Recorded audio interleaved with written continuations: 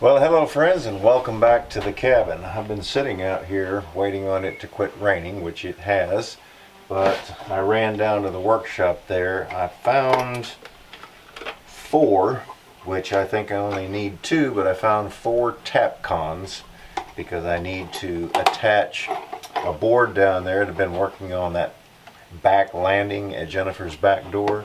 I need to attach a 2x6 to the block wall so that I can attach the platform to the house. I didn't want to just drill through there, which I probably could have and use some sort of all thread, but I had a space of about 1.5 inches that I needed to build out. So I decided to just go ahead and use a couple of tap cons, put that into the block, and then attach the legs on the back side of the platform to the house. And of course the front side is attached, and they'll all be anchored to the little piers that we put in. But anyway, I've got four of those, and so I've got two extra if I need them. But my friend Jimmy ended up giving me these 5 saws the other day when we were over there working on the brakes on the little red Nissan truck. These two are Stanley. I haven't identified this one yet. I was trying to clean that off. I think I'm going to have to wire brush this. And then he gave me these 2 smaller saws right here, which a lot of times these are used in like a framing box or a miter box, you know, that you cut angles on. But these are 2 little fine saws, and then this one right here, check that out. That's super fine, just like these. They're used for trim. Okay, actually this is probably a little finer than that. So this saw right here is a very nice saw for doing trim work. Now it feels like it needs to be sharpened, and Lord have mercy to be able to sharpen that. I think I would take it and pay to have that done. But anyway, he gave me these 5 saws, like I say, which was really nice of him. Now, he told me one time that he was getting out of the construction business, but what I think he's doing, honestly, is cutting back on his honeydews. So we may have to loan these back to him. Because I have mentioned a couple of projects that I thought would look nice over at his house, and he's like, shh, don't tell Tina. Anyway, but yeah, this is pretty cool. I've got, you know, several hand saws that have been given to us. I'm not really sure, but this one might be, it looks like an eagle on the front, but it's kind of really hard to tell. But this might be another distance saw if I scratch that off real good and wire brush it and be able to read it. But there's some handwriting on the other side, but it's just too hard to make out. But anyway, I can definitely use extra saws up here. You all know that. And I kind of like I kind of like collect them, right?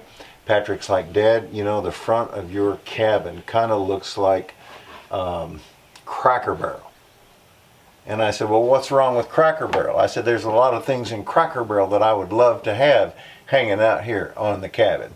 Yeah, and every time I go to Cracker Barrel, I just sit around and I just look and dream and think, you know, about, hey, I remember that when I was a kid. Or, hey, I remember that.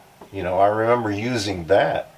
But yeah, it's interesting, the things that we think that are ancient that we were using at our age, you know, but we haven't probably used in the last 40, 50 years, right? Now I'm telling my age. But a lot of those things, you know, we used when we were kids that you see hanging up in Cracker Barrel. So they're not that old. You know, the thing about living on a homestead, when you get up every morning, you not only fix breakfast for yourself, but you fix breakfast for the dogs, you fix breakfast for the chickens. When we had the hog, you fix breakfast for her. He's waiting to go in for me to feed the chickens because he likes to inspect everything. And there's that loudest rooster right there, the white one, on YouTube.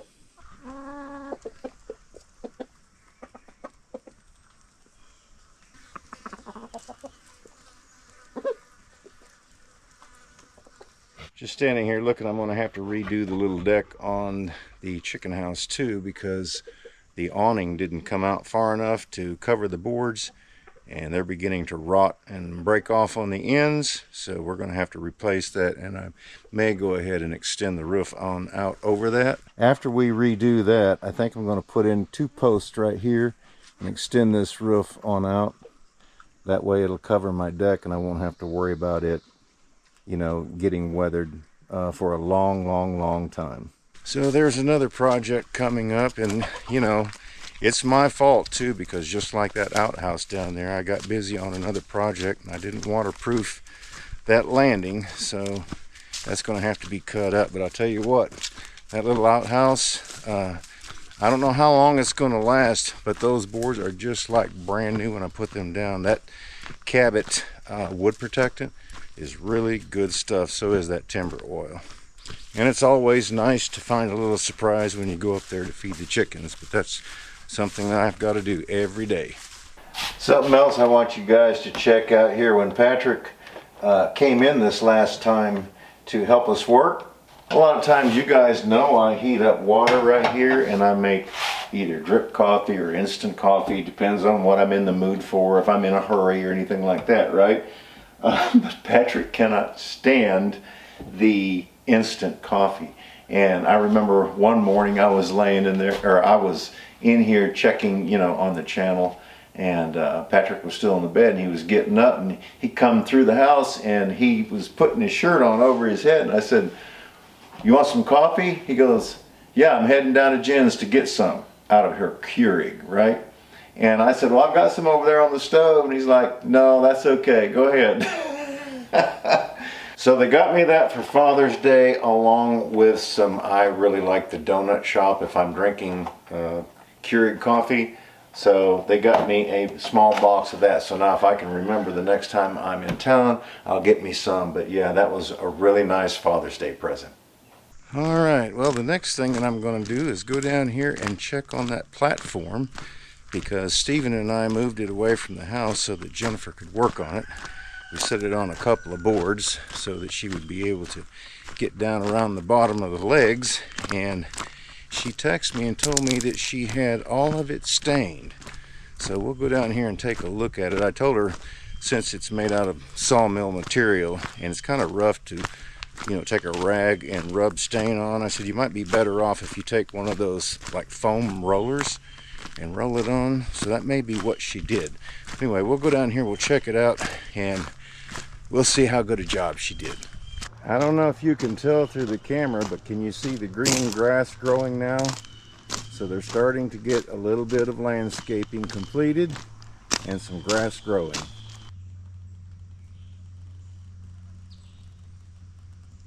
Yeah, I think that green looks good down there. We'll go back here. I told her to be sure and cover it up once she stained it so that she didn't, you know, maybe get any watermarks or anything. But look what she's done. They made sure that it wasn't going to come off. Kind of like that. So we'll take that off and see what kind of job she did. Well, check it out, friends. I think it turned out quite nice.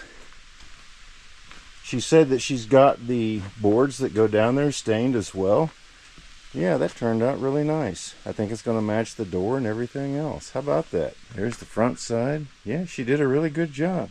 I'll have to find the other boards that she stained. They may be out here on the front porch. I think I'll walk back around this other way and check and find out. Anyway, if I can get that moved back over there, we'll go ahead and anchor it. Okay, I am going to have to stain this one board right here. This is going to go on the wall right down here that I can use that to attach to. That's why I got those blue Tapcons to screw it into the block. So once we get that moved over there, then I can fasten it to the house, get the decking put on, get her handrail put on, get the steps fitted, get them in there, and then we can start on the next project, right? Now, these right here are some tomato stakes that she had brought from when they lived in town. So I don't know how many more we're going to need, but she was wanting a few more, so I'll need to find out from her how many she thinks she's going to need. So it looks like we need to get down in here and clean out some of this loose stuff. A lot of times this will happen right after excavation because you got a lot of loose stuff lying around everywhere. But yeah, we kind of need to keep that cleaned out. That way it doesn't go on down through the tile and settle. And the ditch that we dug up here works really good. Comes right down through here. And it goes right on out that way and then down through underneath the driveway. Then it comes out over here on this side and goes right on down to the creek. I think what we might have to do is kind of take some rocks and build up in this area so that when the water comes out, it doesn't undermine the pipe down there. All right, this big, huge double poplar right here at the edge of her yard, I want you to look underneath.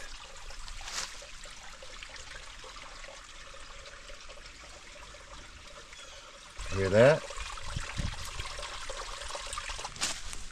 There is a small spring that comes out of the ground right underneath that tree. Yeah, they're working a lot of the metal out of the debris that was left over from building the house over there. But yeah, that great big double poplar is standing right above where that spring is coming out of the ground.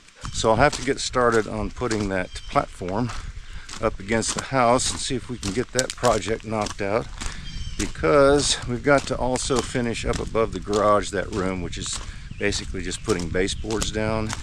And then we have to get the tub in their bathroom that they picked up. We're going to have to get that plumbed into a drain, and then the PEX underneath. I assume, from what I understand, that it's already been anticipated and it's right below the floor, so I hope so. Anyway, we'll have to pick up a few tools for PEX because I don't have any of that. I've always used PVC. But once we get that done, let's see, we could possibly start on a shed for them, which I think is going to end up being about, I think they wanted it like 10 by 16, maybe 12 by 20. We'll see. They need a place to, to be able to store stuff. So. All right, friends, I showed you this garden just the other day. We used some wood ash mixed with some compost material from the outhouse. And look what happened. These plants basically grew almost a third their size. Look at that. In just a couple of days. And then down here, the cucumbers and the watermelon have really taken off. Check that out. The funny thing is about that outhouse, using that liquid diverter, which takes it out to a leach field where you've got solids and liquids separated, that's where you get the no smell. And it seems like it only takes about 3 weeks, maybe 4 weeks, and whatever is left in that bucket mixed in with the peat moss and the cedar shavings is just like potting soil, friends, and there's no smell to it. It almost starts breaking down and making compost immediately. But that's what we used on there. And I tell you, I told Jennifer, I said, a lot of landscapers use, in the bags right on them says human manure, okay? Where we've used chicken manure, we've used cow manure, horse manure, things like that on our gardens. Any type of fertilize on a garden. And I told her, I said, another thing that you can do, the tomatoes like the pH level that wood ash gives to the ground, and what it does, it's a little alkaline. I told Jennifer, I said, take some of that wood ash, put it in like a gallon of water, mix it up a little bit, and then use that to water around the roots of your plant. And I said, that soak in the ground, and they'll really like that. So it's quite nice being able to just use resources that you have available and to be able to grow produce and things like that that you need that are really good and don't have, a lot of the chemicals and things that are mixed in with the food that we eat today. Well, friends, that's just a little update behind the scenes here at the Outpost on what's going on. I'm going to have to saddle up and get busy now that the rain quit. That's the only time that I get a break, is when it rains or when it's dark 30. And then I'm probably editing. Anyway, thanks so much for stopping by. We certainly do appreciate it. We look forward to seeing you back up here at the cabin again next time.